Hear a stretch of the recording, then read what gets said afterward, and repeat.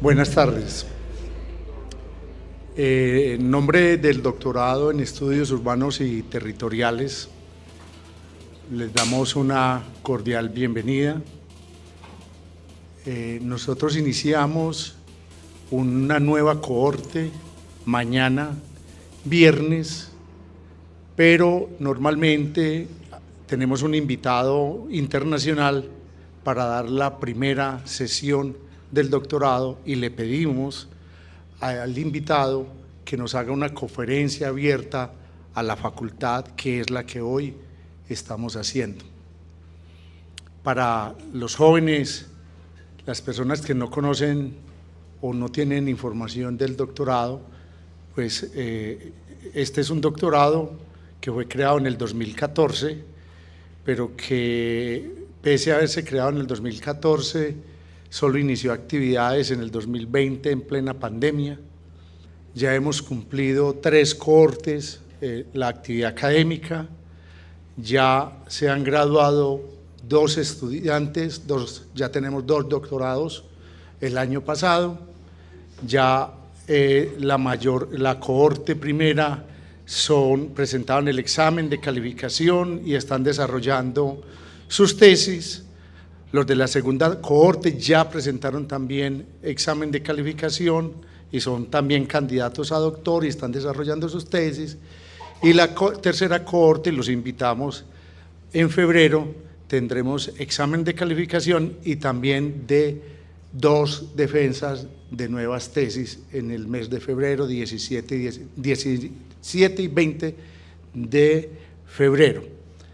Lo que indica es la consolidación de un proyecto académico, el desarrollo de ese proyecto académico al que concurren grupos de investigación de la Facultad de Arquitectura, grupos de investigación de artes, grupo de investigación en arquitectura, grupo de investigación planeación urbano regional, grupo de investigación en hábitat, grupos de investigación del Instituto de Estudios Urbanos de Bogotá, Departamento de Geografía de Bogotá, y próximamente el grupo de arquitectura, de construcción, y de la sede Manizales también estarán formando parte del proceso del doctorado, que, como he dicho, inicia su 4ª cohorte mañana y tendrá actividad presencial académica estos 2 semestres del 2026 y el primer semestre del 2027, lo que indica que iniciaremos una nueva cohorte o en el segundo semestre del 27, la 5ª, o en el 01 del 2028. Así que a todos muchísimas gracias por venir. Hemos hecho una invitación en cada cohorte y hemos procurado traer invitados internacionales de altísimo nivel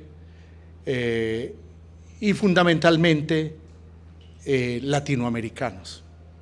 Nuestra academia, y no podemos desconocer el aporte europeo, inglés, bueno, digo europeo y lo separo el inglés porque ellos por el Brexit son ingleses, no de la Comunidad Europea, norteamericanos, y poco miramos y referenciamos los latinoamericanos, pero hemos podido traer a Macarena Ibarra de Chile, Eduardo Kickman de Ecuador, también el profesor Hidalgo de Chile, y así una serie de grandes investigadores de gran prestigio y de una dilatada y profunda trabajo investigativo sobre los temas pertinentes al doctorado. Era un sueño, yo le decía a Arturo Almandos, el profesor Arturo Almandos, un urbanista venezolano, a quien conozco desde los años 90, en Barcelona, en España nos conocimos, que era un sueño cumplido de tenerlo por fin en Medellín. Casi se nos daña con el cierre del espacio aéreo venezolano ahora en diciembre. No mencionaré asuntos políticos, vamos a ser solo académicos, pero estuvimos en ciertas dificultades para cumplir este sueño de que él viniera. Y digo cumplir un sueño porque conozco su trabajo investigativo desde los tiempos en que pensó el tema urbano de Caracas en relación con la literatura y después los trabajos de escala más regional y latinoamericano, y después incluso con grandes investigadores ingleses, franceses, porque él estudió en Inglaterra, su doctorado, y ese trabajo que ha hecho sobre y acerca de pensar la ciudad latinoamericana, de reflexionar la historiografía y la producción investigativa sobre la ciudad latinoamericana es fundamental. Y es fundamental para un doctorado en estudios urbanos y territoriales. Es decir, casi que ya nos hizo unos grandes ejercicios de avance de unos estados del arte muy profundos y analíticos. El último que hizo con Macarena Ibarra es importantísimo de esta modernidad de la ciudad latinoamericana, desde la visión cepalina hasta el presente, que es de gran factura y que les recomiendo leer. Pero el tema de hoy abierto al público es del espacio público, privado y virtual, ese entrecruzamiento que nos está planteando tanto para estudiantes de pregrado y arquitectura, como para estudiantes de doctorado y de maestrías, como para nuestros colegas a quienes agradecemos por asistir a esta charla. Por eso esperamos que disfruten esta conferencia y le demos la bienvenida al profesor Arturo Almandos. Por favor, un aplauso para el invitado.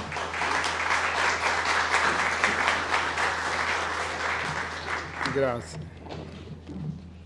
Gracias, buenas tardes a todos por venir. Gracias, Luis Fernando, por esa presentación tan elogiosa. Efectivamente, como dijiste, es un sueño ahora sí cumplido, por lo menos hasta el hecho de que haya podido venir, porque no es la primera vez que me invitas, pero por razones distintas no se había podido concretar esta visita, que me hacía mucha ilusión. Hoy he estado de pasada en Medellín, pero no había pues estado en la ciudad, como ya me siento que estoy. Entonces, de verdad que es un gran gusto, una gran satisfacción. Nuestra relación es de vieja data, efectivamente, en diferentes ciudades, por diferentes auditorios, docentes, temas de investigación, reseña de publicaciones. Ha sido una relación que ya remonta, yo diría, casi las 2 décadas, muy rica. Entonces eso pues estimula aún más el intercambio que espero que tengamos hoy, ¿no? Si bien Luis Fernando estaba señalando el tema de agradezco, antes de continuar, todas las gestiones que el doctorado ha hecho para traerme. Luis Fernando estaba haciendo referencia pues a las contribuciones pues, que yo pueda haber hecho en temas latinoamericanos, en estudios urbanos latinoamericanos, y eso es principalmente, una de esas líneas de investigación es la que voy a presentar mañana en la clase abierta del doctorado. Sin embargo, lo que yo les traje hoy, en función de lo que conversé con Luis Fernando, como es un auditorio, ya veo, nutrido, cosa que me estimula mucho, e interdisciplinario, donde se conviven estudiantes de pregrado, con posgrado, etcétera, consideramos que podía ser más atractivo para esta sesión inaugural un tema más, si se quiere, entre lo teórico y lo epistemológico, ¿ok? Que lo he denominado espacio público, privado y virtual, de la polarización al entrecruzamiento, ¿ok? No vamos a hacer realmente referencias a América Latina hoy, sino más bien vamos a pasearnos por una serie de autores que seguramente ustedes conocen y de escuelas de pensamiento en torno a o a lo largo, mejor dicho, de esta línea que yo les he propuesto hoy, ¿no? El formato me pone un poco nervioso, en el sentido siguiente: no es propiamente una conferencia como las que yo muchas veces doy, que apegada a un texto y leo y voy comentando, sino más bien hay una combinación un poco entre conferencia y clase, porque está derivado, de hecho, lo que les voy a presentar, de un curso de doctorado que yo he coordinado en los últimos años en la Universidad Católica de Chile, en el doctorado equivalente del de acá, pero que se denomina de Arquitectura, Diseño y Estudios Urbanos. Entonces allí hay un curso que se llama Aproximaciones Interdisciplinarias al Espacio, y ese curso, bueno, me tocó a mí pues diseñarlo y tal. Como lo dice su nombre, son aproximaciones desde las diferentes disciplinas, la arquitectura, la filosofía, la antropología, etcétera, a múltiples voces. Yo lo coordino, pero cada especialista da una aproximación disciplinar. Pero ahí en ese diseño del programa hay dos núcleos temáticos que yo consideré en el diseño del programa que eran innecesariamente interdisciplinarios, o podrían ser muestras de la interdisciplinaridad en torno al espacio, que es el tema de la movilidad, ¿okay? Que no lo vamos a abordar acá, ni es un tema de mi especialidad.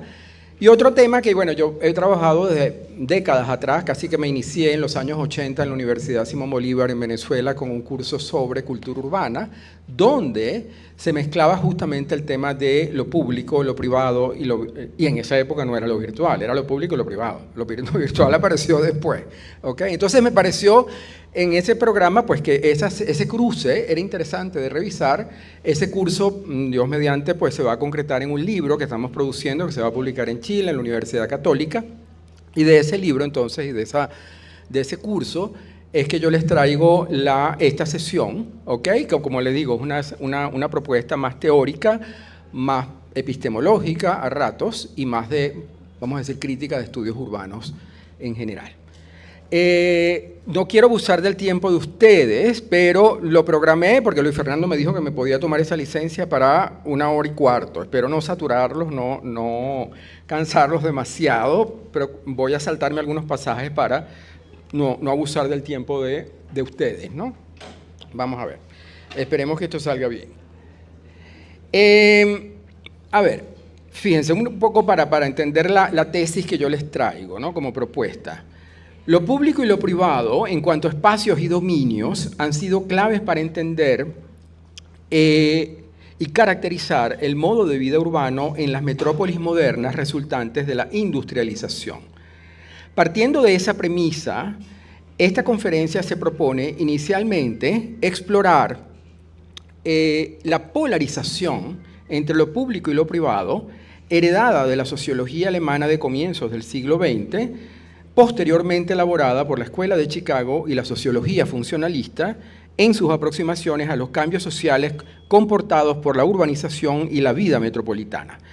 Esta genealogía es completada con la revalorización del espacio público ocurrida en los estudios urbanos desde la década de 1960, de Louis Mumford y Jane Jacobs a Richard Sennett y Manuel Delgado, son los autores que tomo de muestra, como una crítica a la merma en la heterogeneidad y diversidad urbanas propiciadas en mucho por la planificación funcionalista. O sea, hay un componente disciplinar también en lo que yo les voy a presentar. Y eso no escapa al hecho de que, bueno, yo soy urbanista de formación inicial. En la segunda parte de la conferencia son consideradas algunos entreveros de esa polarización entre lo público y lo privado resultantes de los sucesivos umbrales tecnológicos cruzados en el camino hacia la virtualidad del siglo XXI. Desde la revolución de Internet, tempranamente explorada por Manuel Castells y Edward Mitchell, al cerrar la década de 1990, hasta la nueva propincuidad social y la materialidad del espacio agónico, reivindicadas por la sociología urbana y la geografía radical en el contexto de las redes sociales y del así llamado capitalismo comunicativo, ¿no? La conferencia asoma, para cerrar, cómo ese entrecruzamiento en los dominios público y privado, ya prefigurado en la era virtual, fue acelerado por algunos cambios impuestos desde 2020 por la pandemia de COVID-19. Esperemos pues que nos dé tiempo de cumplir este itinerario. Vamos a comenzar por la polarización entre lo público y lo privado. La dinámica entre lo público y lo privado ha condicionado cambios de la ciudad, la urbanización y el urbanismo en la civilización occidental, principalmente a través de diferentes tipos de espacios que han epitomado las sucesivas culturas. Entre estos espacios referenciales pueden distinguirse, ustedes los conocen mejor que yo porque vienen muchos del campo de la arquitectura y de la historia de la ciudad. Pueden distinguirse el ágora griega, primer escenario verdaderamente público y democrático de la ciudad occidental, el foro romano, centro urbano y seminal de actores municipales, la avenida de la ciudad barroca, temprano corredor de agregación y modos de transporte en el espacio público, continuado en el boulevard de la ciudad del siglo XIX. Y como descendiente de las arcadas y los pasajes decimonónicos, el centro comercial, producto de la segregación funcional metropolitana de la centuria anterior, el cual ha trascendido su propio funcionalismo revirtiéndose a la diversidad urbana. ¿Ok? Lo cual es una tesis que no siempre yo mantuve, pero que, digamos, como urbanista, en cierta forma, por esta revisión que voy a hacer, he llegado pues a sostenerla.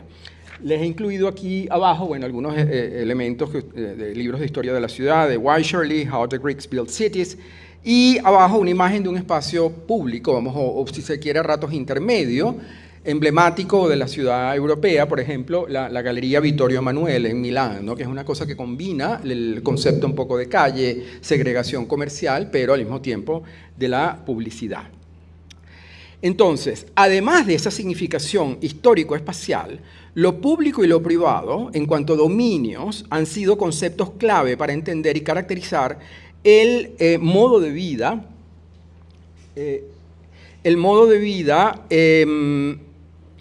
y caracterizar el modo de vida urbano en las metrópolis modernas resultantes de la industrialización. En este sentido, los desafíos culturales representados por las Weltstädte o ciudades mundiales fueron avisoradas con ojos sociológicos por Robert Spengler, que lo vemos arriba en la imagen, en La decadencia de Occidente, libro de 1918, y más precursoramente, seguramente con mucho más eco, en los estudios urbanos, en el artículo La vida mental de las grandes metrópolis de 1903 de Georg Simmel. ¿Ok? Y vemos aquí también otras figuras que nos encuadran un poco en estas líneas alemanas de filosofía de la cultura, que es donde esta primera sociología urbana comienza pues, a florecer, que no es toda centrada en el tema urbano. Yo mencioné a Spengler, que es un historiador, realmente filósofo de la morfología histórica, y a Simmel, que es un sociólogo más, como ustedes saben, en general, pero que de alguna manera ya se asoman al terreno urbano, mientras que otras figuras de la historia de la filosofía de la cultura, como Dilthey, etcétera, permanecieron en otros campos. Entonces, dentro de esa pléyade de autores, vamos a particularizar a Simmel, que es el que más impacto ha tenido, ¿no? Y Georg Simmel, el sujeto blasé y el mundo objetivo. Doctorado en filosofía por la Universidad Humboldt de Berlín, Simmel pertenecía a la llamada Escuela de Heidelberg, que buscaba establecer un conocimiento histórico y particularizado de la cultura. Para ello se apoyaba en aproximaciones intuitivas derivadas, como ya le dije, de la razón práctica de Kant, de Immanuel Kant, así como en la filosofía de la cultura de Wilhelm Dilthey, que lo veíamos en la imagen anterior, en lugar del método científico positivista tan en boga a finales del siglo XIX. Esta es otra de las particularidades de esta filosofía de la cultura que se alejan de ese positivismo predominante a la sazón. El problema original planteado por Simmel es cómo se ajusta y se mantiene la individualidad en las condiciones de vida de la metrópoli moderna.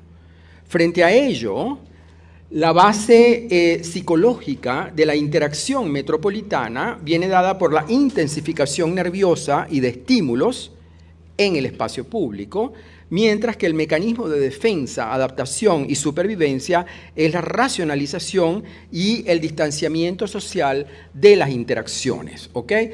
Aquí una cita de Simmel, que no la voy a leer porque ya está incluida en la imagen, poco para ahorrar tiempo.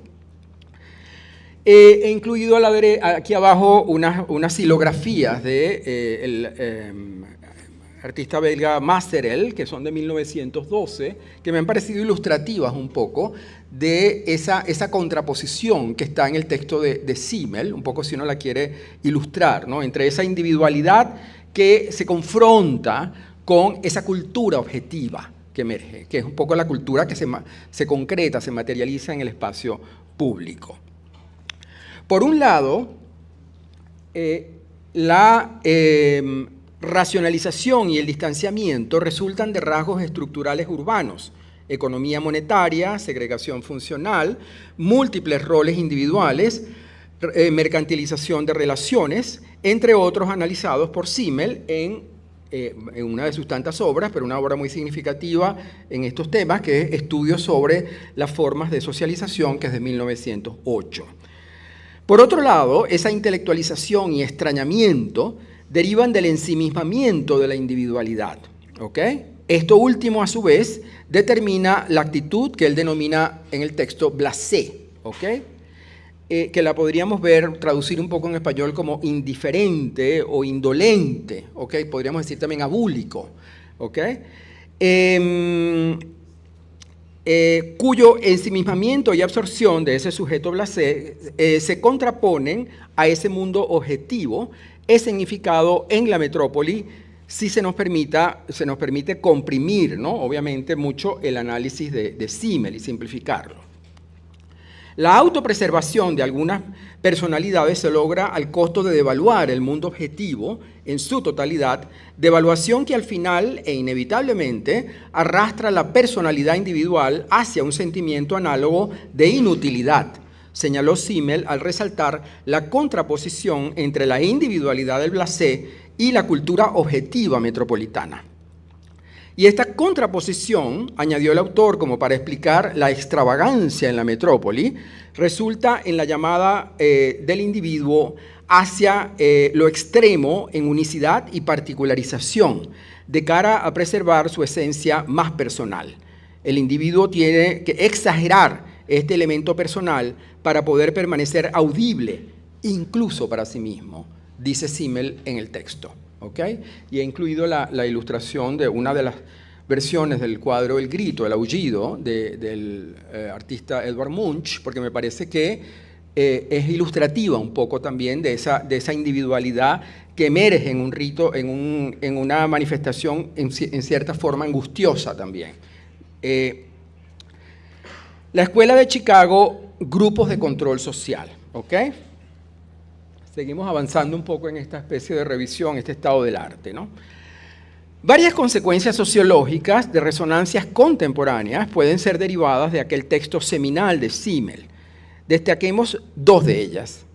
Primeramente, la contraposición entre los mundos objetivo y subjetivo, entre lo que se mueve el sujeto blasé, está a la base de la polarización entre los dominios público y privado, característica desde entonces de la aproximación alemana a la urbanización como proceso de cambio social. O sea, la urbanización conlleva, según esta primera sociología, esa polarización, esos extremos, ¿ok?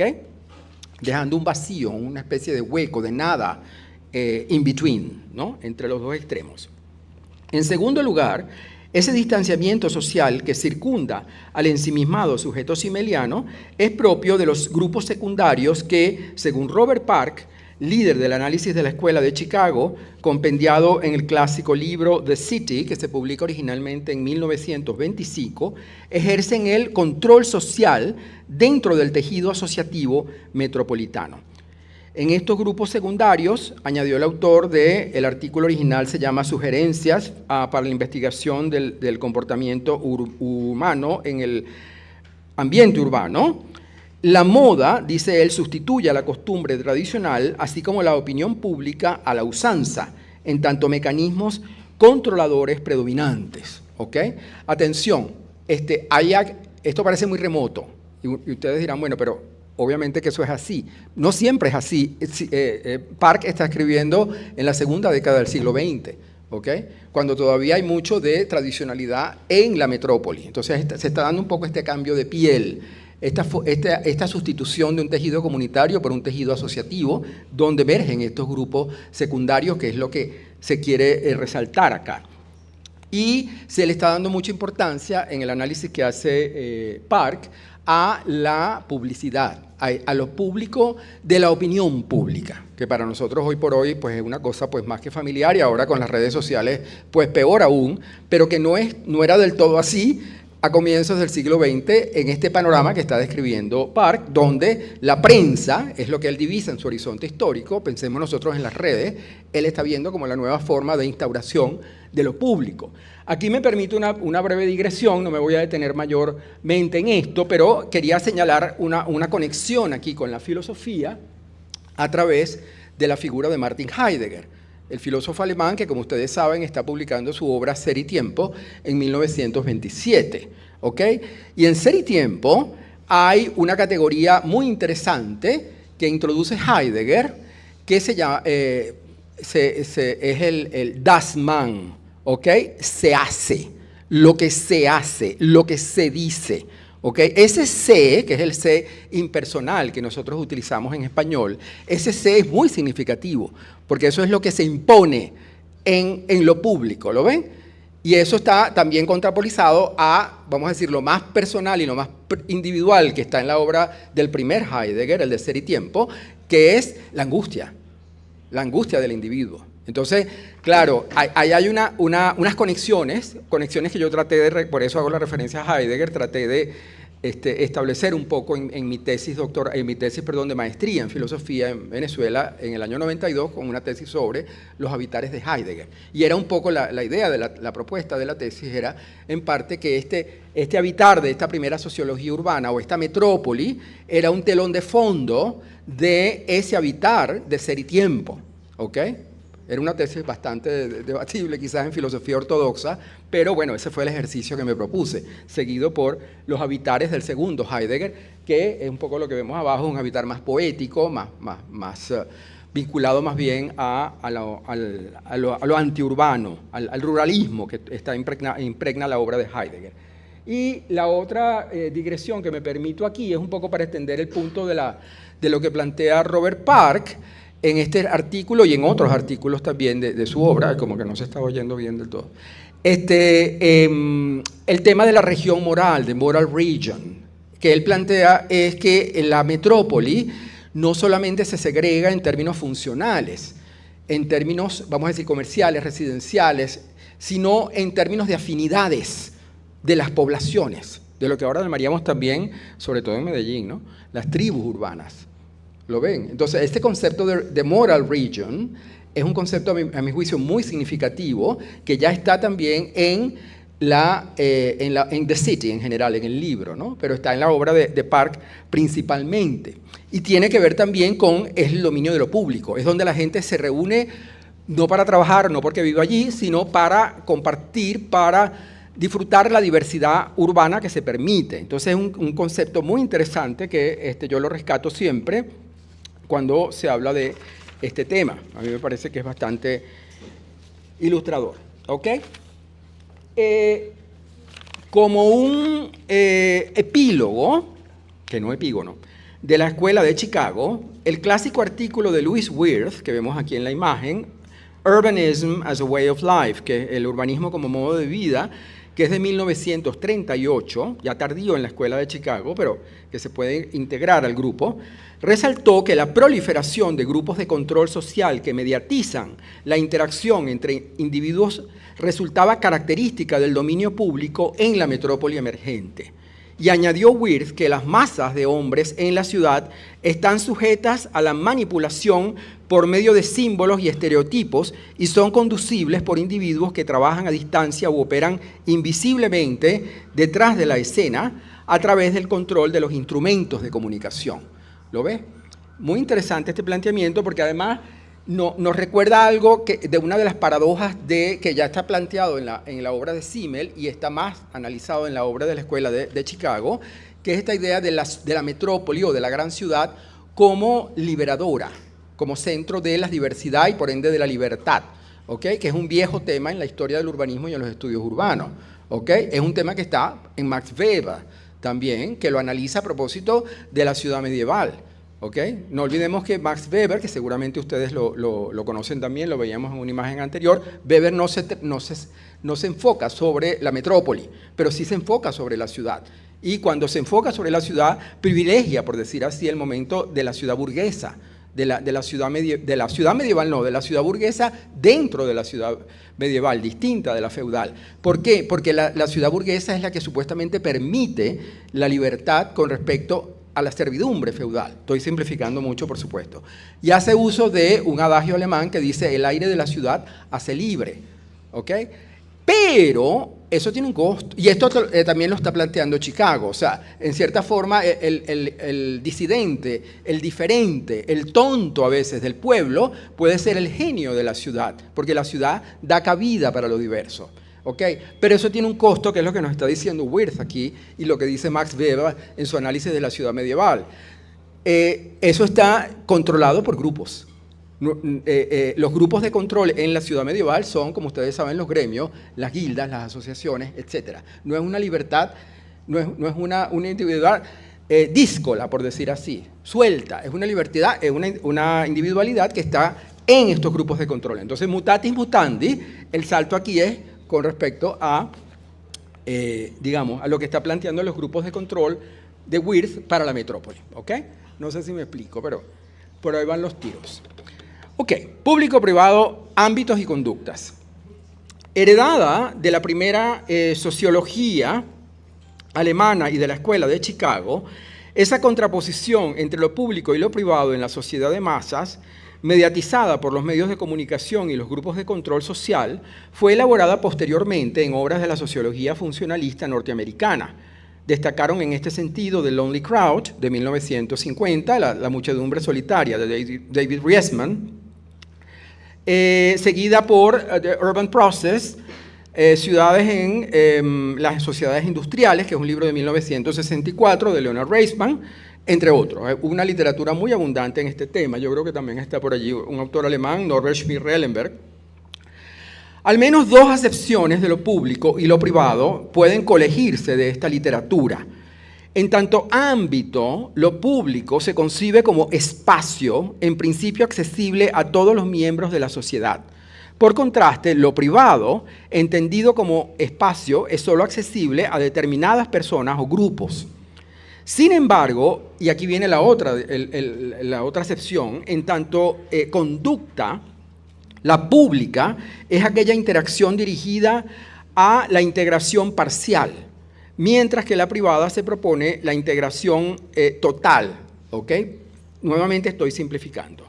Estas últimas categorías remiten a la diferenciación entre grupos primarios comunitarios y secundarios asociativos, presentes en el análisis de la Escuela de Chicago y tributarios a su vez de la distinción, de una vieja distinción que viene del 19, de Gemeinschaft y Gesellschaft, comunidad y asociación, introducida por Ferdinand Tönnies en un artículo, primeramente fue artículo, después se transformó pues, más en libro, en el artículo homónimo de 1887, a propósito del cambio social en la modernización industrial. Realmente Tönnies no estaba hablando directamente de la urbanización, estaba hablando era de la modernización, un poco más en la línea weberiana, si se quiere, pero tiene repercusiones, ramificaciones hacia lo urbano. ¿Okay? Y esta contraposición es una dicotomía, como toda dicotomía es un poco simplista, puede ser discutible, pero innegablemente penetró los estudios sociológicos y se mantiene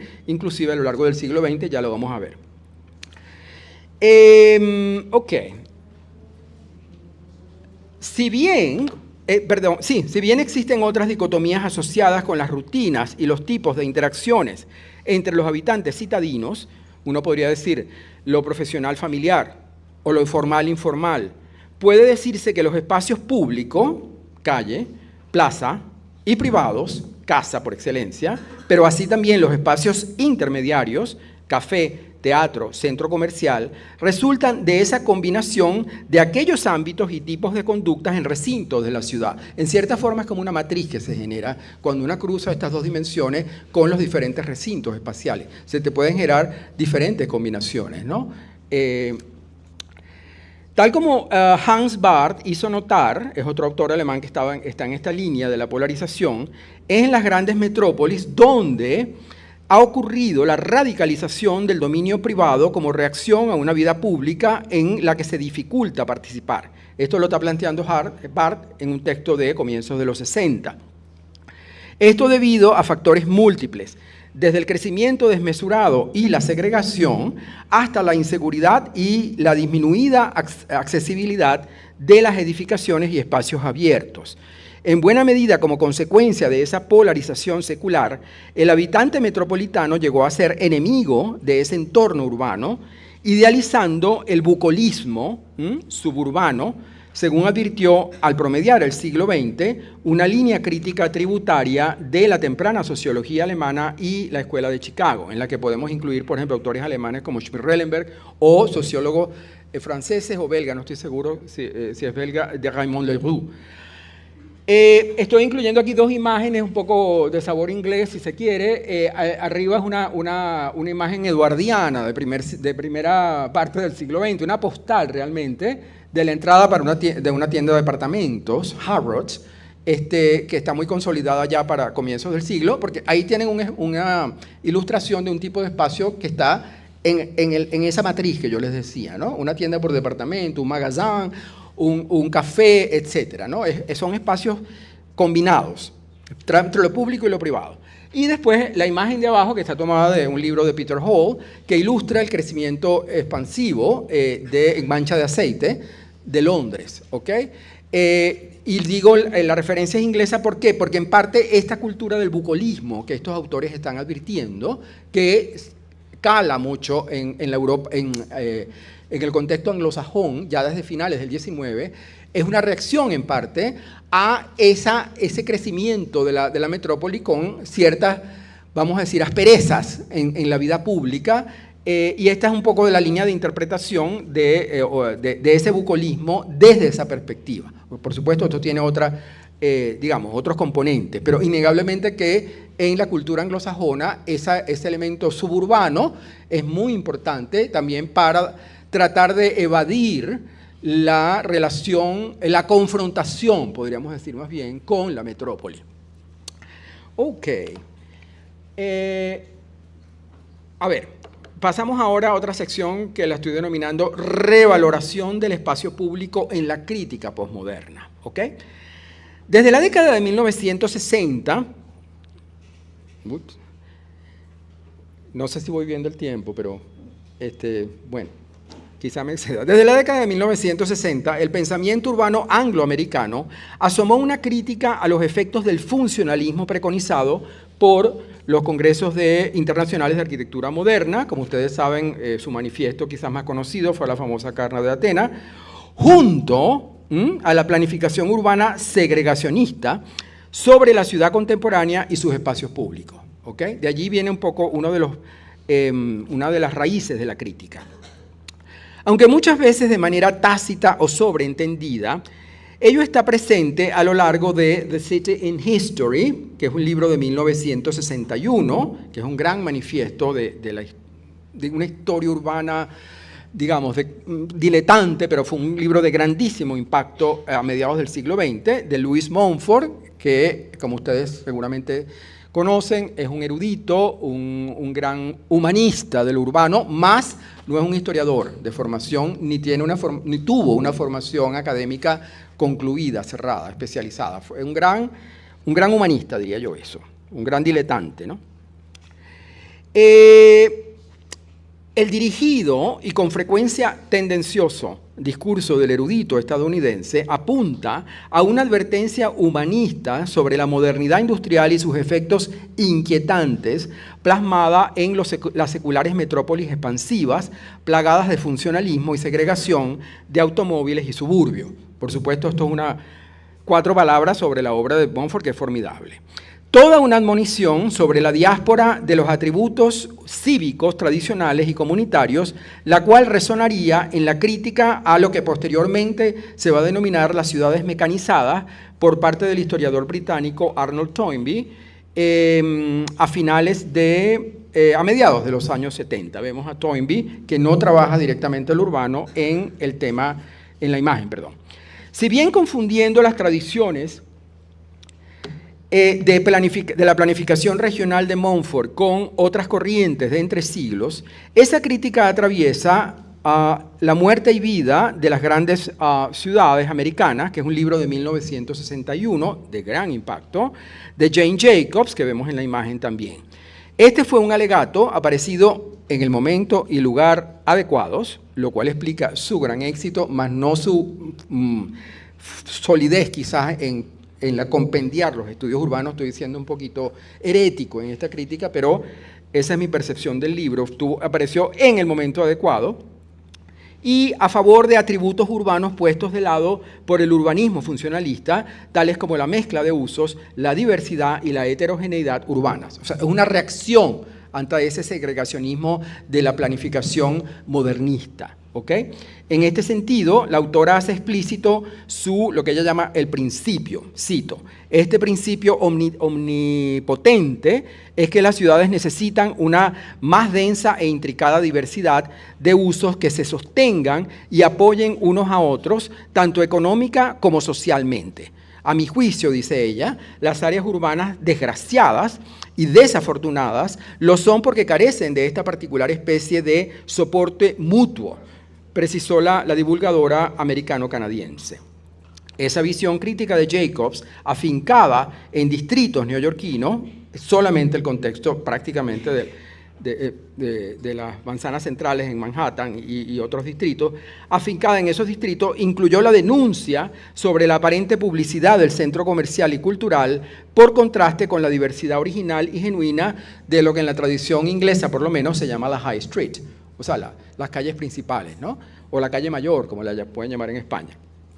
Dice Jacobs, los centros comerciales monopolistas y esos otros centros culturales monumentales ocultan bajo el artificio de las relaciones públicas una verdadera subtracción de sustancia comercial y cultural que antes constituía lo más familiar y normal de la vida de las ciudades.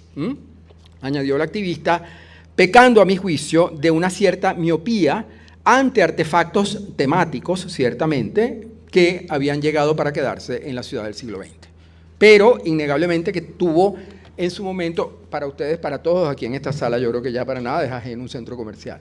Vivimos con eso, ustedes han crecido, la mayoría de los que están aquí nacido con eso, en Venezuela ni se diga, crecimos con los centros comerciales. Pero lo que quiero advertir es que cuando ella formula esta crítica a comienzos de los 60, tiene un gran eco en una especie de estigmatización todavía del centro comercial frente a la cultura de la calle, sobre todo en el contexto europeo, cosa que tampoco terminó siendo en Europa, sino terminó transformándose en un artefacto universal.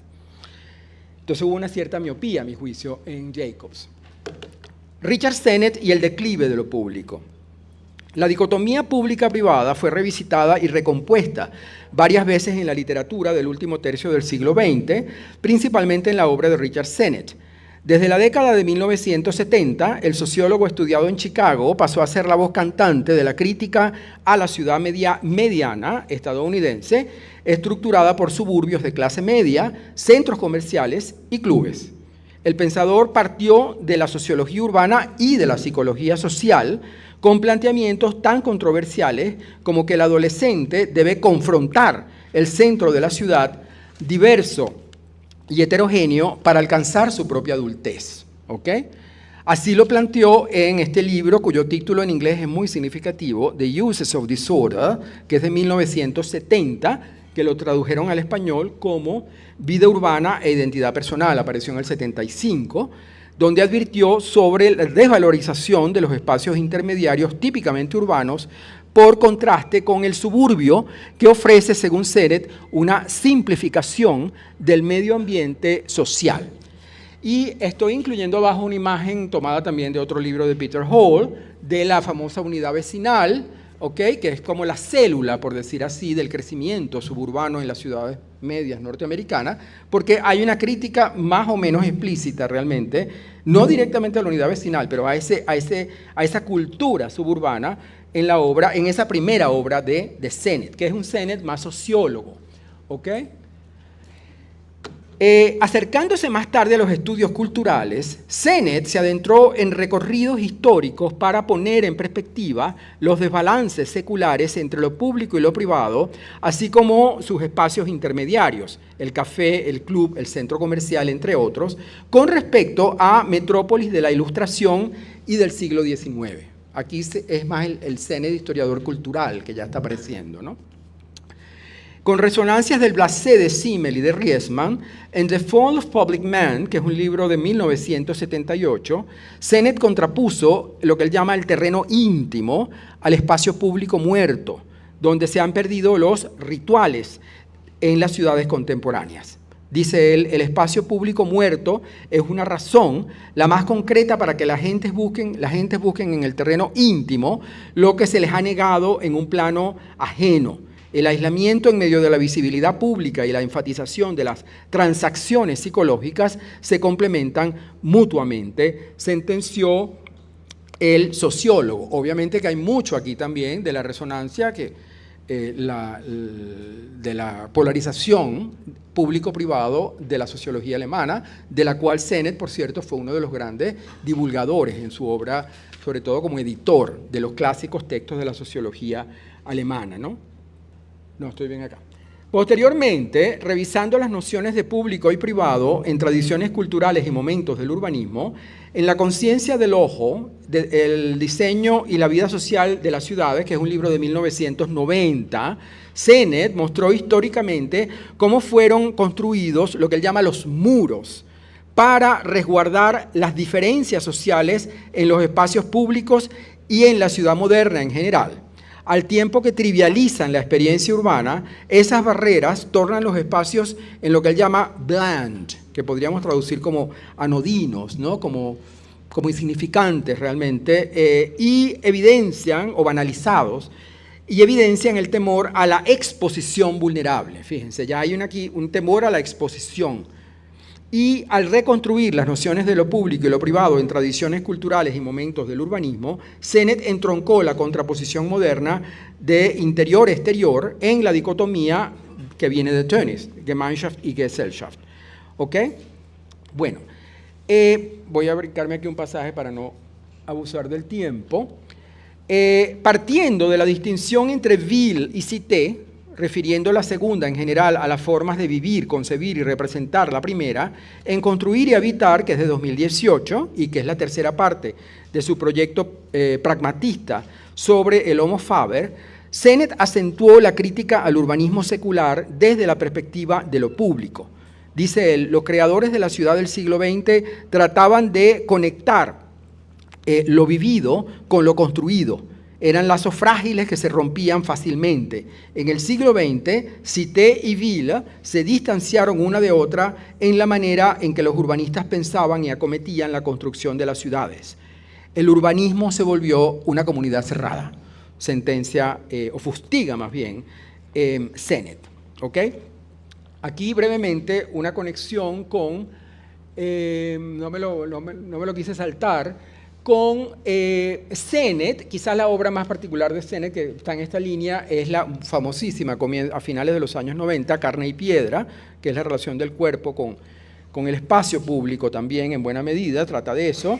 Y esto hay un guiño aquí, reconocida por Sennett en la introducción al libro, a la obra de Mumford. ¿Okay? En cierta forma hay un historiar la ciudad de nuevo, ¿okay? Un historiar muy crítico. Pero él señala que su erudición, a pesar de que es vastísima, por supuesto, en el caso de Sennett, no le permite emular pues, al maestro Mumford, pero innegablemente que va en esa línea el libro. Lo que pasa es que Flesh and Stone trabaja más por episodios, ¿ok? Por episodios o por microhistorias, en cierta forma, que se agregan. Esto también nos coloca o reafirma la posición de Sennett, a mi juicio, dentro de lo que yo llamo la historia cultural urbana, más que los estudios culturales. Están ahí en terrenos limítrofes, podría decirse. Y en ese terreno que es interesantísimo, que requiere mucha erudición, están obras de diferente proveniencia, a mi juicio, como Cities in Civilization, de Peter Hall, que viene de la geografía, ¿ok? Y que trabaja, como ustedes saben, en esta obra, lo que él llama las Golden Ages, las edades doradas, las Belle Époques, de las grandes ciudades en diferentes momentos de la historia. Es otra historia episódica, pero vastísima, no es cronológica, y libros tan seductores como el de Joseph Rickberg, que viene un poco más de la historia urbana, la antropología, la seducción del lugar, ¿ok? En el espacio público, nuevamente, todas estas relaciones, el problema de la tematización de las ciudades, no solamente de los centros comerciales, sino de los parques de atracciones, etcétera. Toda esa gama de espacios de los finales del siglo XIX y comienzos del siglo XX. Paso ahora a otra referencia, puede haber otras, pero elegí esta, me pareció además para trabajar autores del mundo hispano, a Manuel Delgado, el antropólogo catalán, con la relación dentro-fuera, ¿ok? O dentro y afuera. En Sociedades Movedizas, Pasos hacia una antropología de las calles, que es un libro de 2007, Manuel Delgado Ruiz partió de una concepción de espacio urbano derivada de la contraposición entre rural y urbano de Henri Lefebvre y con resonancias de la dislocación que la ciudad heterogénea implica en Richard Sennett. Dice Delgado, no es cosa el espacio, ¿no? Enclave o lugar, es el sentido en el sentido de prosenio, por llenarse, sino es un tener lugar de los cuerpos, advierte el antropólogo. Es ese acaecimiento, y ese acaecimiento está en parte en Lefebvre, en la noción del urbano de Lefebvre, lo que él llama también la simultaneidad. ¿Okay? Esa es un poco ahí está una cita que, bueno, la pueden leer allí, no la voy a reproducir aquí por razones de tiempo. Por un lado, desde la perspectiva de su conformación, si cabe el término, ese espacio donde tiene lugar el acaecimiento urbano no puede resultar de una morfología urbanística, sino de una dialéctica de exposiciones y miradas continuamente renovadas.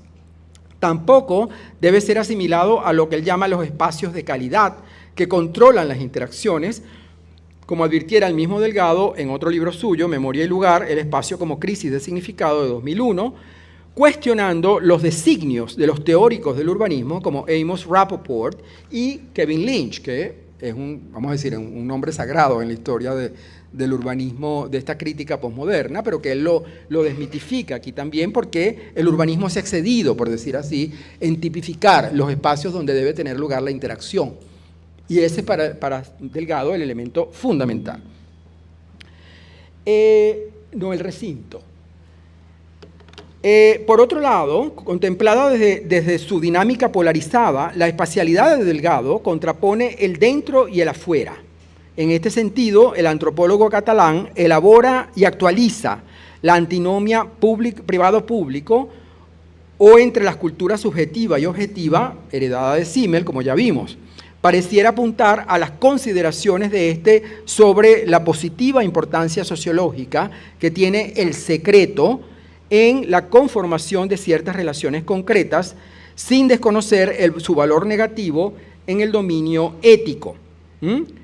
Fíjense que esto es un planteamiento muy controversial en Simmel, en los estudios de sociología, cuando habla creo que hay un ensayo que se llama El secreto y la mentira, donde él defiende el valor del secreto dentro de esa polarización, el secreto dentro de lo privado, que dice no necesariamente es la mentira, que es una forma grosera del secreto, ¿ok? Y que por supuesto estamos en un terreno ético negativo, pero sociológicamente positivo. Entonces, ese planteamiento reaparece en Delgado, y algo de este atrevido planteamiento del sociólogo alemán resuena, a mi entender, en lo opaco de la privacidad caracterizada por Delgado. Él dice, el adentro, lo interior, el ámbito privado remiten a ideas, sentimientos o conductas que son objeto de reserva y no se someten al juicio ajeno. Es en el cajón de lo externo, de lo público, se reúne todo lo que se muestra a los demás, lo que es objeto de percepción y opinión por parte de quienes están también ahí afuera, mirando y escuchando todo lo que se ha quedado súbitamente al descubierto. ¿Ok? Bueno, continúa allí en esta contraposición que es bastante fuerte, es un planteamiento a mi juicio muy provocativo y quizá también provocador. Los diferentes umbrales de interioridad distinguidos por el antropólogo catalán, incluyendo la intimidad, resultan del movimiento de la individualidad a través de esa contraposición entre el dentro y el afuera, ¿no? No voy a abundar acá porque las citas van un poco en la misma dirección y no quiero tomarme demasiado tiempo. Y esa vulnerabilidad está emparentada, a nuestro entender, con el ensimismamiento del blasé de Simmel, así como con el temor expositivo del adocenado sujeto urbano en las postrimerías del siglo XX, retratado por Sennett en su obra, especialmente en La conciencia del ojo. Ante el espacio hostil y normado de la metrópoli, ese sujeto resulta confinado al espacio propio, como también contrapuso el historiador francés Michel de Certeau en la invención de lo cotidiano, ¿no? Hay también una cita allí que no voy a leer por razones de tiempo, e ir acelerando un poquito el paso. Así, tanto el análisis de Sennett al abrir la década de 1990 como el de Delgado en la primera del siglo XXI no solo recordaban las derivaciones de la contraposición secular entre lo público y lo privado, sino también presuponían un distanciamiento social que parecía atravesar el entramado de relaciones. Y si bien estaba a la sazón en curso la revolución de Internet, desdibujando ya algunos contornos de esa contraposición, no se vislumbraban todavía los cambios derivados del advenimiento de otras revoluciones virtuales, así como tampoco de la llegada de la pandemia. Y ahora entro ya en la segunda parte de la conferencia, un poquito más al galope en la era de la Internet. Ágoras electrónicas y espacios de flujos. Edward Mitchell y la ciudad de bits. Al promediar la década de 1990, comenzando la revolución de Internet y las comunicaciones electrónicas, pero antes, y este es otro umbral, de los celulares omnipresentes y de las redes sociales del siglo XXI, Edward Mitchell, entonces decano de Arquitectura y Planeamiento en el Instituto Tecnológico de Massachusetts, desarrolló en City of Bits, que es un libro de 1995, un enfoque temprano y pionero sobre los efectos urbanos de las nuevas comunicaciones. Comparando la fibra óptica con la cirugía del barón de Haussmann en el París decimonónico, advirtió entonces sobre los cambios físicos y la nueva urbanidad en el público virtual de las emergentes ágoras electrónicas, como las llama él en este libro. A diferencia de las redes físicas heredadas de la era industrial, la ciudad de bits estaba basada en la conectividad y la asincronía, el ancho de banda y los alias, entre otros componentes. Recordemos que en el horizonte histórico y tecnológico de Mitchell proliferaban ciertamente las ágoras públicas del correo electrónico y la Internet. Sin embargo, por otro lado, para mantener una polarización que comenzaba empero a desdibujarse, la privacidad resurgía en las contraseñas para acceder a los buzones de correo electrónico y las cuentas bancarias, por ejemplo, entre otros servicios que se difundían online en aquella década finisecular. Década que para muchos de ustedes aquí me supongo que es un poco paleotécnica o prehistórica por los jóvenes que son y los cambios tan vertiginosos en los que han crecido. Pero para los que lo vivimos tiene pues mucho significado, ¿no? Si bien retrotrayéndonos a umbrales históricos y tecnológicos de mediados del siglo XX, creo que dos antecedentes pueden ser mencionados en relación con la conectividad centralizada y la ciudad discontinua, que es un poco también el contexto en el que está esta obra de Mitchell, que comienza a emerger en la obra de Mitchell. Por un lado, la anticipación de Henri Lefebvre con su noción de lo urbano, caracterizada en La Revolución Urbaine, que es un libro de 1970, como una forma espaciotemporal, aunque ésta estuviera basada, en el caso de Lefebvre, en la centralidad y la simultaneidad respectivamente. ¿Ok? A diferencia de la asincronía de Mitchell. Esa maximización de posibilidades de acaecimiento, lo cual lo acerca con Delgado, también dentro de la forma urbana, resaltada por el sociólogo francés, era análoga a nuestro entender, dentro de la forma urbana,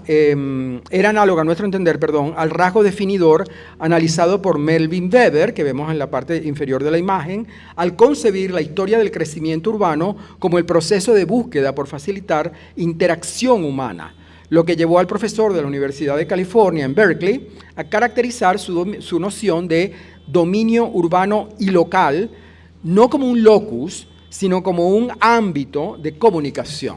¿Ok? A la luz de la revolución de Internet, de las tecnologías de la información y comunicación, las TIC, y sus efectos territoriales, pareciera que la naturaleza comunicacional de lo urbano, avisorada por Lefebvre y Weber para la era postindustrial, prefiguraba las inéditas formas de interacción digital, electrónica e informática que surgieron a finales del siglo XX, las cuales en buena medida han eliminado la condición de la contigüidad espacial sobre la que la ciudad tradicional estuvo basada. Y esto es un elemento esencial, fundamental en el concepto de ciudad y de lo urbano. ¿Okay? Ya eso estaba en Lefebvre, asomó en Lefebvre en la noción heterotópica, como hablábamos esta mañana con el colega de la centralidad, pero que ya ahora sí cobra más base, vamos a decir así, más posibilidad técnica con los cambios que se están dando. Y esto está un poco en las nociones de los distintos espacios que rescata Edward Soya, por ejemplo, ¿no? Otro referente en esta línea, muy temprano, muy significativo, es Manuel Castells y la sociedad red. La discontinuidad física de la ciudad visorada por Weber y Lefebvre en el horizonte postindustrial, actualizada por Mitchell en la década de 1990, fue confirmada por Manuel Castell en esos mismos años en La Sociedad Red, el primer volumen de la Era de la Información, Economía, Sociedad y Cultura, que es un libro de 1996, una obra monumental realmente. Si bien apelando, tal como lo hiciera en La Cuestión Urbana, que es un libro del 72, su primer gran bestseller, al soporte material y valor simbólico del espacio para las prácticas sociales, el sociólogo catalán le sustrajo, en cambio, la necesidad de la contigüidad física en lo que él llama la era de la información. Ahí está la cita, no la voy a leer por razones de tiempo. Tras mostrar que la nueva sociedad red está constituida por flujos de diversa naturaleza, capital, información, tecnología, organización, imágenes, sonidos y símbolos, entre otros, Castells afirmó que esos flujos condicionan la vida económica, política y simbólica. Por ello concluye, el soporte material de los procesos dominantes de nuestras sociedades será el conjunto de elementos que sostengan esos flujos y hagan materialmente posible su articulación en un tiempo simultáneo. Y la búsqueda de ese soporte lo llevó a proponer y caracterizar ese espacio de flujos como una organización dominante y simultánea, pero físicamente inconexa. Otro elemento muy significativo en este resquebrajamiento que se va dando. Pero hay en otra dirección las persistencias del espacio físico. O sea, no todo se está virtualizando. Hay persistencias del espacio físico en ciertas autores y ciertas líneas o escalas también de investigación. La voy a identificar en primer lugar, esta es ya la penúltima parte de la conferencia para que nos vayamos acercando al final. Una de ellas es lo que llaman la propincuidad. Tal como plantea Alessandro Baricco en The Game, que es un libro de 2019, desde inicios de la década de 2000, con el advenimiento de la web y la aplicación a veces genial del formato digital a una serie bastante importante de tecnologías, se aceleró con una espectacular evidencia la otrora denominada revolución digital. A pesar de que esta acentuaría algunos de los efectos espaciales advertidos por la sociedad red, la virtualidad y la falta de contigüidad de la nueva espacialidad virtual o de flujos, no ha implicado, como se pudiera esperar, la erradicación de todos los atributos y las dinámicas sociales del espacio público. En tal sentido, valga recordar que justo al cerrar el siglo XX, en Utopia, que es un libro de 1999, el mismo Mitchell, el decano de MIT, revisó algunas de las tendencias urbanas de la era informática, advirtiendo que la articulación de comunidades virtuales podía favorecer la capacidad global de interacción, incluyendo el encuentro personal en el espacio público físico. Y en esa dirección vaticinaba, parece, por ejemplo, que las llamadas comunidades virtuales funcionan mejor cuando se añade la posibilidad de encuentros ocasionales cara a cara y que la interacción en línea estimula en realidad la demanda de encuentros y de lugares en lugares de reunión más convencionales. Quizás teniendo en mente las salas de chat y de citas a ciegas que proliferaban a la sazón, el decano del MIT apuntaba a una propincuidad o propensión al encuentro con los semejantes para utilizar el mecanismo de interacción social tipificado más tarde por Mario Small y Laura Adler. En efecto, más de 2 décadas después del análisis de Mitchell, los sociólogos de la Universidad de Harvard han confirmado esa tendencia al encuentro local al revisar el corpus de literatura y los estudios relativos a la interacción del espacio físico material en escalas, atención, en escalas micro y meso, como las llaman ellos, esto es, de las calles y los parques a los vecindarios y las empresas, ¿ok? Y me he permitido incluir acá una postal también, quizá porque tiene ya un valor más personal, pero que creo que es ilustrativo, de la Reading Room de la British Library de los años 1990. ¿Okay? Es el lugar donde principalmente yo trabajaba mientras hacía el doctorado en Inglaterra, debo decir, en Londres.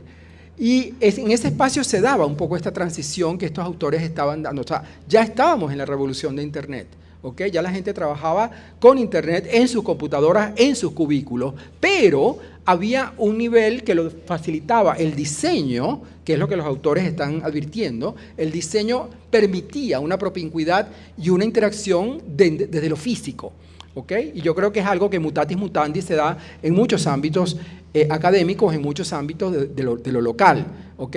Y de lo meso, de la ciudad en su escala meso, ¿no? Voy a brincarme aquí esta segunda imagen que también tiene que ver con la propincuidad en estos autores, para pasar a otro elemento dentro de los espacios físicos, que es la reivindicación del lugar. Además de la propincuidad en el espacio físico local, debe recordarse la reivindicación del lugar, que también fue advertida en otras teorizaciones pioneras de la era virtual. Así, por ejemplo, en la sociedad red, Castell señaló, como ya advertimos, que la importancia de la interacción entre los lugares rompe los patrones espaciales de conducta en una red fluida de intercambios que subrayan la aparición de una nueva clase de espacio, el espacio de flujos. Sin embargo, reconoció allí mismo el profesor de la Universidad de Berkeley la persistencia del lugar domiciliado en la contigüidad. Aquí está la cita, ¿no? Para no tomarla más tiempo leyéndola. Ese reconocimiento del lugar físico y particular del espacio, y en particular dentro del espacio de flujos y la sociedad de redes, asomó asimismo en los nuevos principios del urbanismo de 2001 de François Acher. Si bien se apoya en las nuevas tecnologías, en las nuevas TIC, la metapolización, como la llama Acher, característica de la tercera revolución industrial, no ha reemplazado, según el sociólogo, los modos de transporte tradicionales ni los encuentros directos, ¿ok? Y hay otra cita allí que no la leo por razones de tiempo, ¿no? Entonces, persiste el lugar.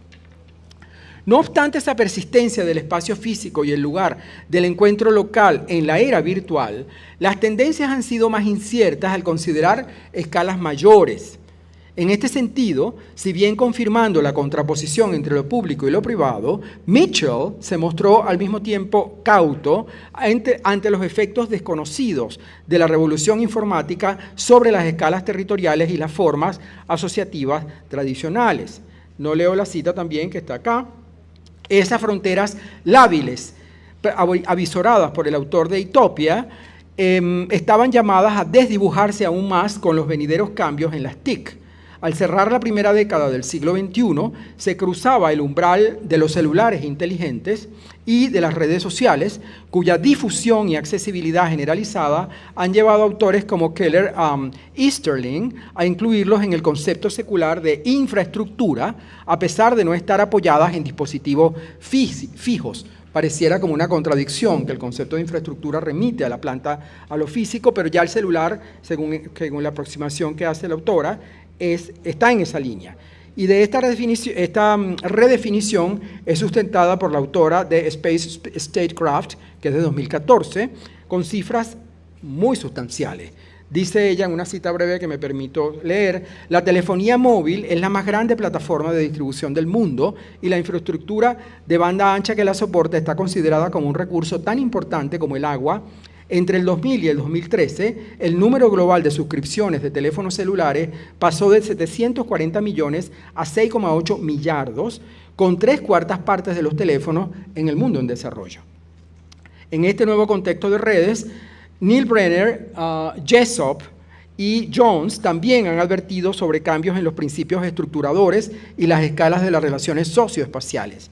En efecto, cuando las networks son tomadas como principio estructurador, se generan lo que ellos llaman redes de redes, espacios de flujos y rizomas, como los más recientes campos de operación, en una matriz construida por los autores, donde los otros principios estructuradores previos a las redes son el territorio, el lugar y la escala, que un poco corresponderían más bien a las escalas, si lo vemos de los estados nacionales, la escala keynesiana, por decir así.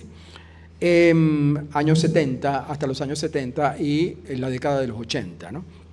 Y ello se condice, puede especularse, con los reajustes señalados por el mismo Neil Brenner con respecto a los reescalamientos y relaciones de poder entre los niveles urbanos regionales y estatales.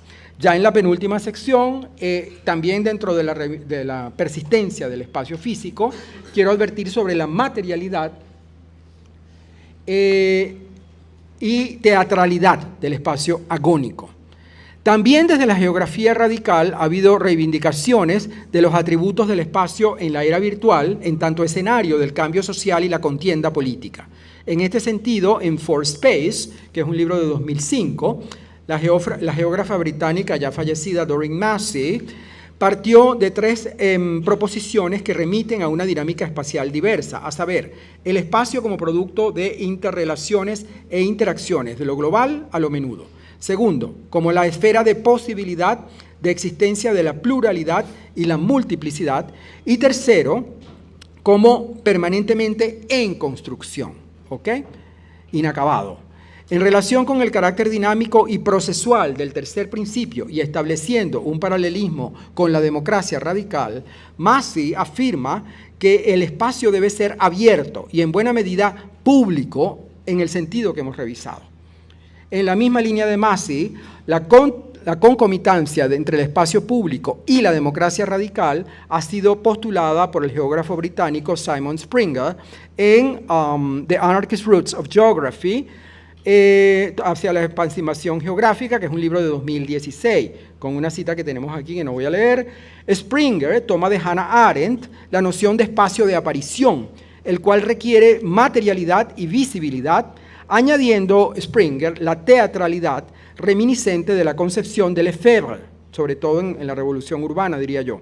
Por ello distingue Springer, si bien la visibilidad es fundamental en este espacio, también se requiere teatralidad, ya que donde sea que las personas se congreguen, el espacio de aparición no solo está ahí, sino que se reproduce de manera activa a través de performances en el espacio de performances recurrentes.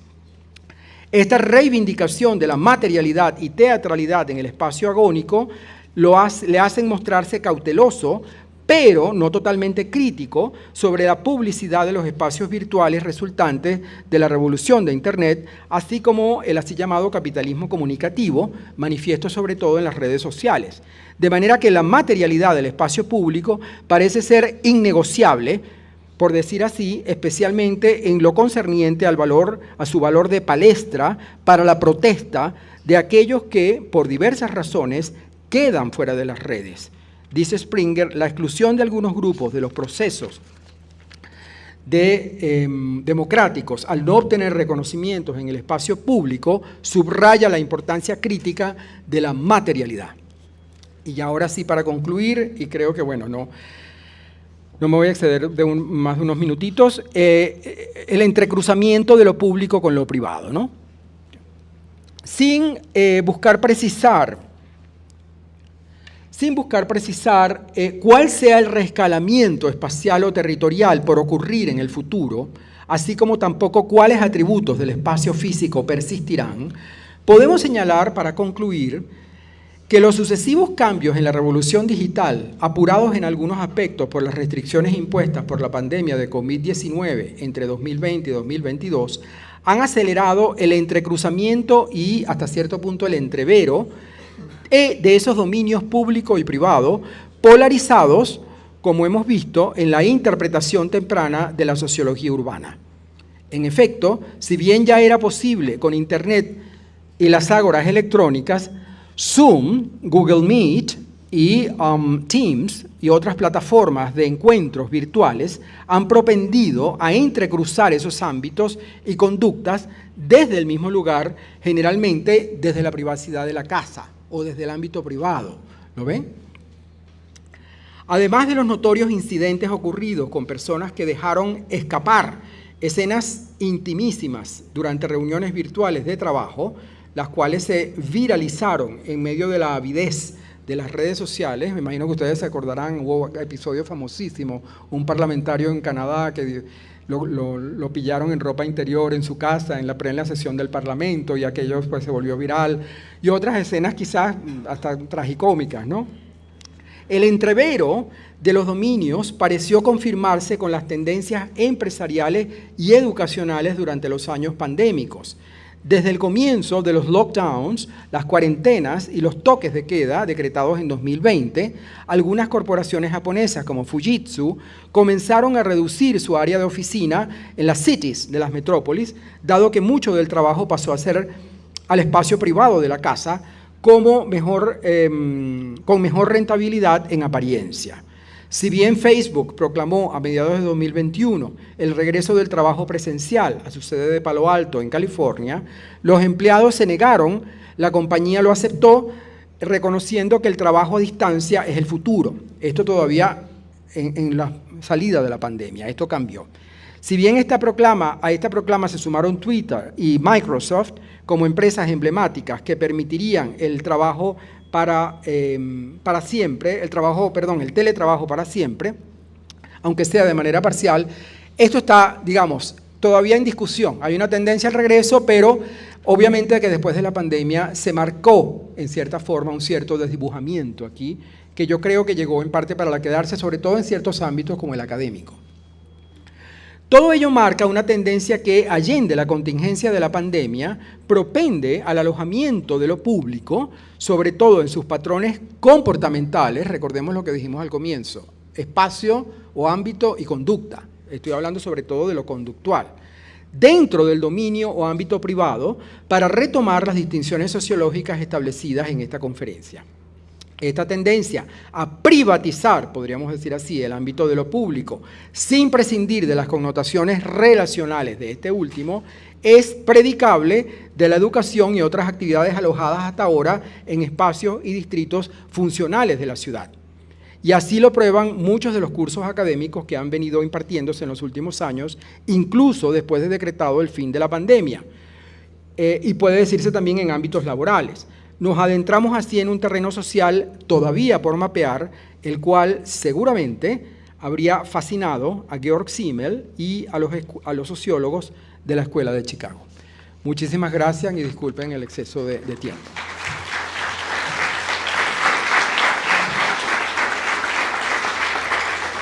Gracias, Arturo, por este recorrido tan extenso pero necesario de recordar a algunos autores que son, entre comillas, clásicos, convencionales, usados, y otros nuevos que introducen nuevos conceptos que son necesarios para plantearnos esa idea del espacio público-privado y sobre todo el entrecruzamiento entre ellos.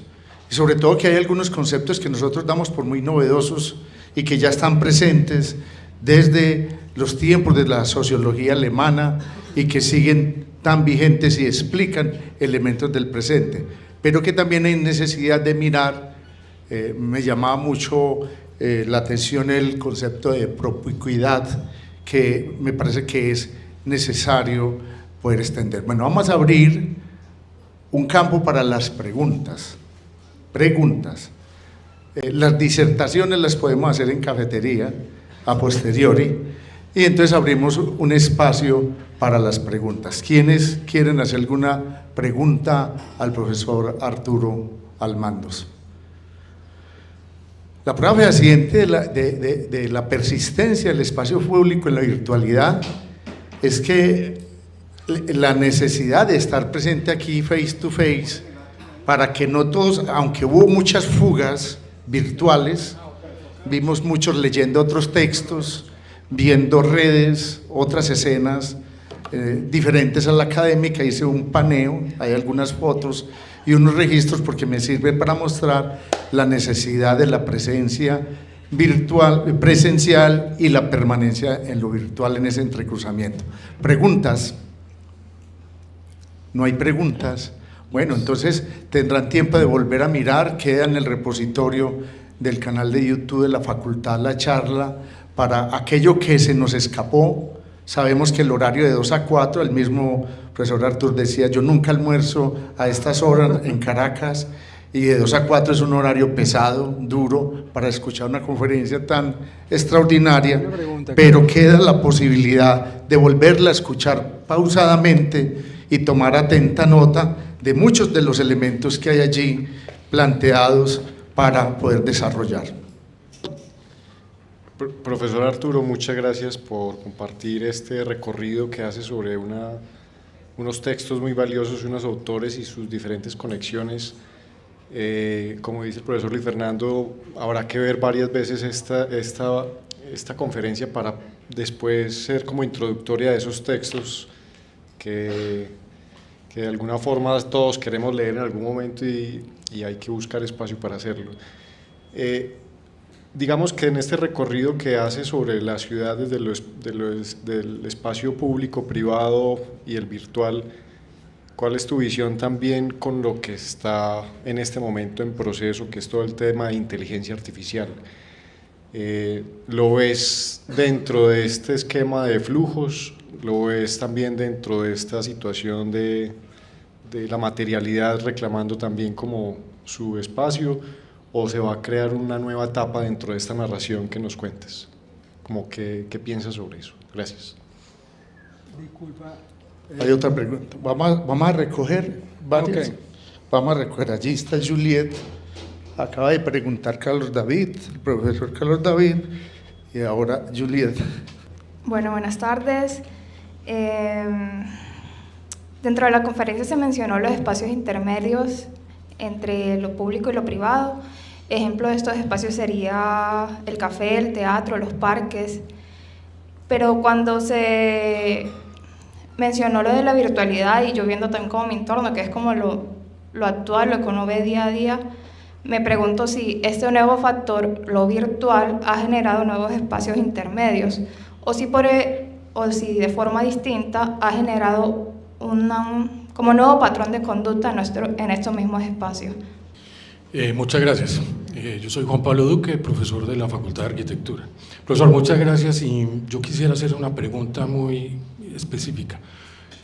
Siempre pensamos que esa disputa entre lo público y lo privado pertenece exclusivamente al ámbito de lo urbano, pero no lo pensamos en términos territoriales.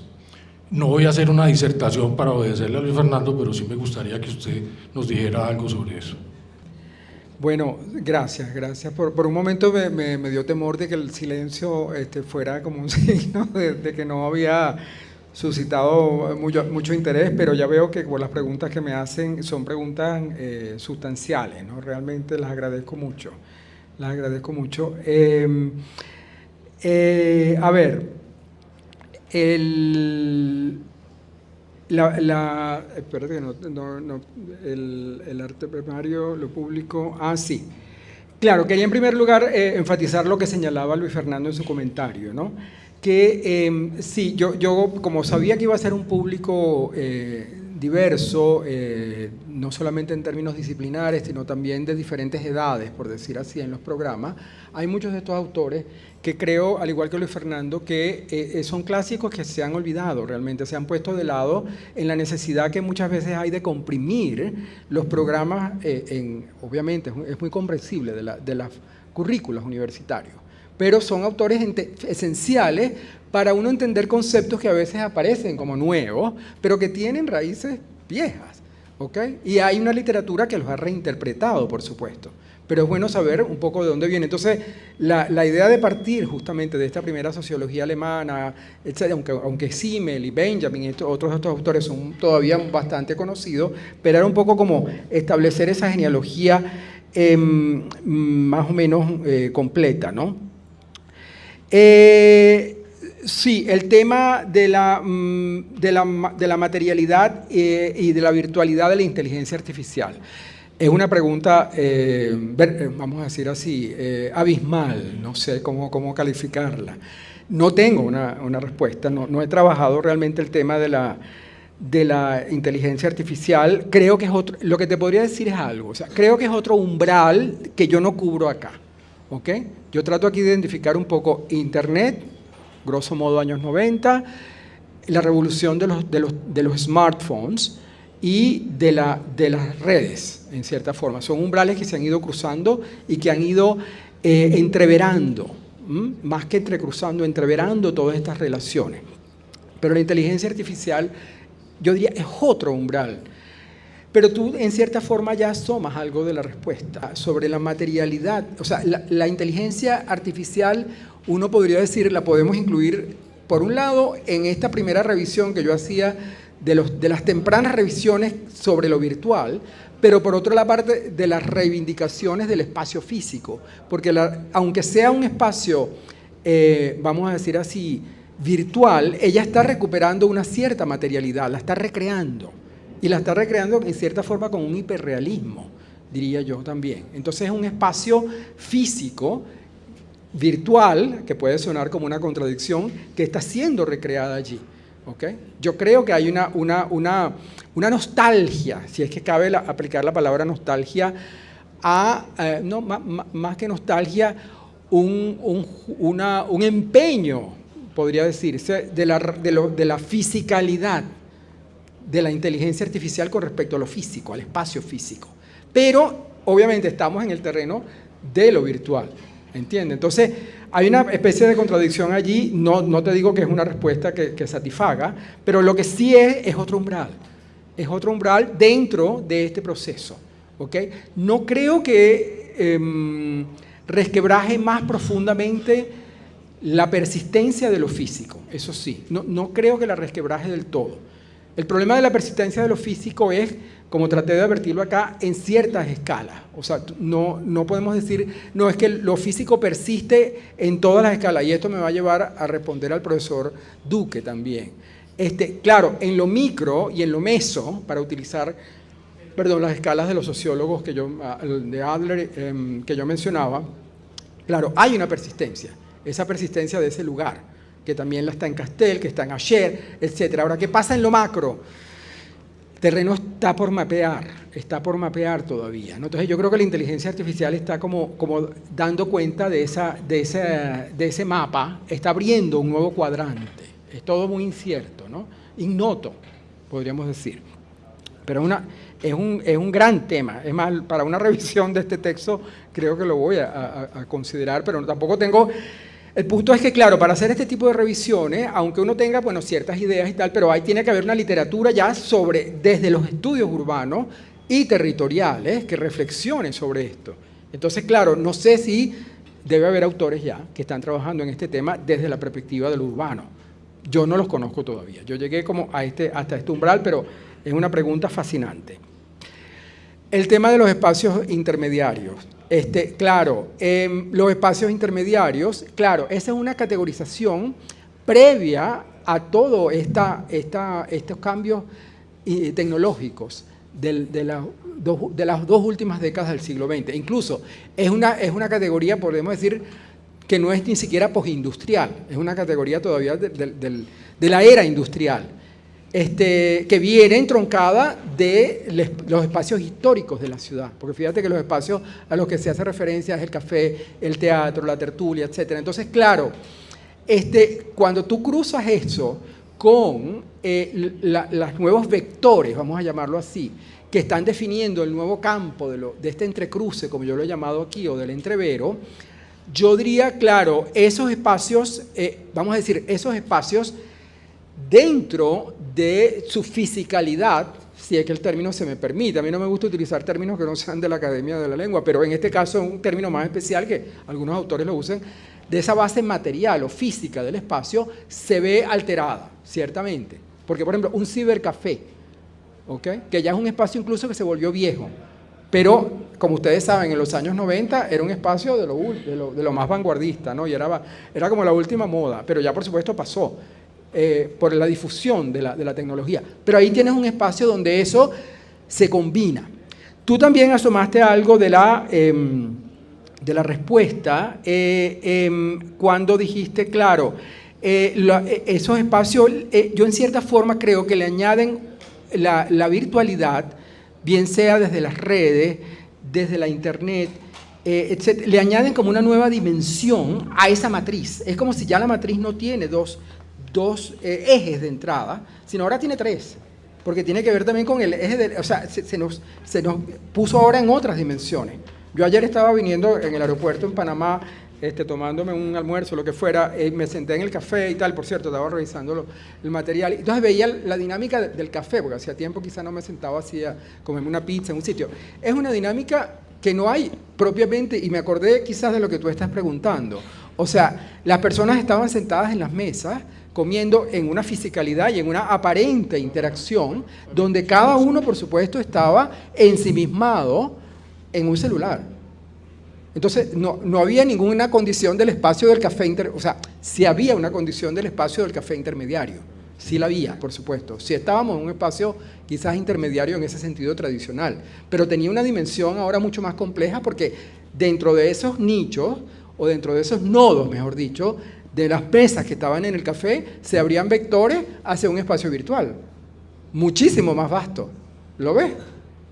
O sea, no era un recinto cerrado, ni era una dinámica de espacio intermediario, casi que era una dinámica de ensimismamiento, en el sentido simeliano. O sea, se complejizó todo por esta nueva dimensión. O sea, que yo creo que es una pregunta también interesantísima, porque yo creo que le da otro eje a toda esta matriz de los tipos de espacios que están emergiendo. ¿Ok? Y hablando de lo meso, de lo micro, de lo macro, claro, lo macro a nivel urbano, pero cuando llevamos lo macro, la verdad que no me lo había planteado, profesor Duque. Sí, generalmente esta discusión ha tenido lugar desde el ámbito del urbano, ¿ok? Desde el ámbito del urbano. Entonces, claro, yo diría que, claro, si usted me pregunta por, claro, ¿cómo se ve esto desde de lo territorial? La publicidad, la privacidad en los estudios territoriales o en la escala territorial. Bueno, yo diría que en cierta forma tendría dos cosas que decir.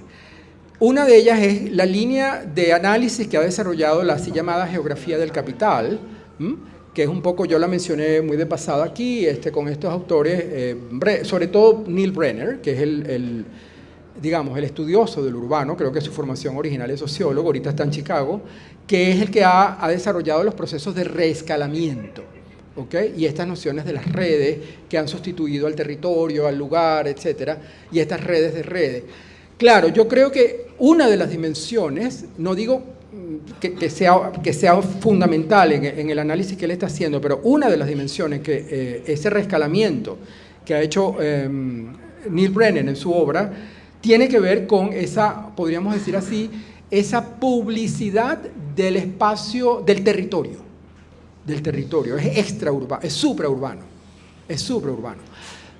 Pero esa publicidad, yo diría que también va en una dimensión que yo no apunté aquí tanto en esta conferencia de hoy, pero que también está contenida en las acepciones de lo público, por lo menos en español, que es lo público del Estado.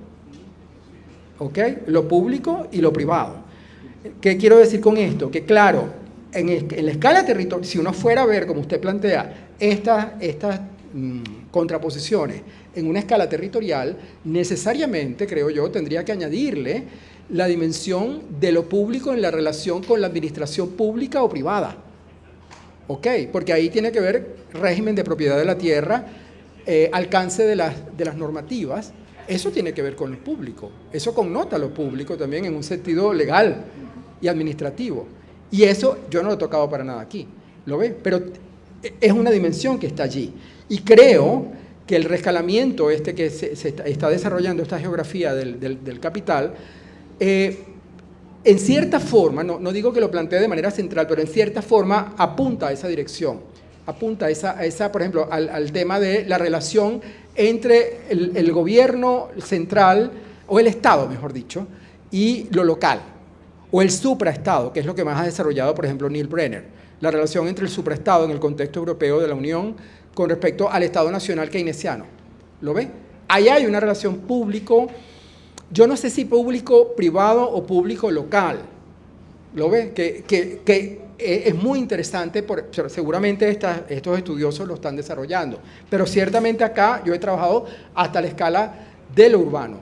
Esa escala que usted plantea territorial, yo creo que por lo menos una de esas dimensiones sería esa. Ahora, no nos olvidemos de otro, ya desde la perspectiva más sociológica, y quizás esto sea pues muy básico señalárselo, pero no nos olvidemos que toda esta contraposición viene, o estas contraposiciones público-privado en la metrópoli, desde la sociología alemana en adelante, etcétera, etcétera, viene de una primera gran posición, de una primera contraposición, que es la contraposición campo-ciudad. La contraposición campo-ciudad, que sí se da en el territorio, es la primera. Obviamente. O sea, cuando hablaba de los cambios de la ciudad con respecto a que la ciudad como dominio de la libertad es frente a un ámbito comunitario que generalmente se da en la ruralidad, en lo pueblerino, en la provincia. Y eso es lo territorial. Lo ve, o sea, ahí hay una dimensión sociológica muy importante de esta discusión que quizás la ha debido enfatizar más, pero ciertamente apunta a esa escala que usted plantea, que es territorial. Buen punto. Eso. Gracias. Bueno, profesor Almando, muchas gracias. Un aplauso final para el profesor Almando. Insistir en que volver a ver tiempo después esta charla en el canal de YouTube. Entramos al espacio virtual, pero también entramos al espacio del extrañamiento, cuando digamos, al escuchar ciertas ideas y ciertos conceptos y ver ciertos autores y preguntarse dónde estaba yo en ese instante que no me di cuenta de este planteamiento. Entonces es muy necesario volver sobre esto. Invitarlos mañana, pues no al espacio porque es pequeño, pero sí a conectarse para la charla en la mañana de la lección inaugural, de la clase inaugural del doctorado, Desarrollismo, Urbanización y Planificación Territorial en América Latina, de la CEPAL a la década perdida. Cordialmente invitados y muchas gracias por asistir.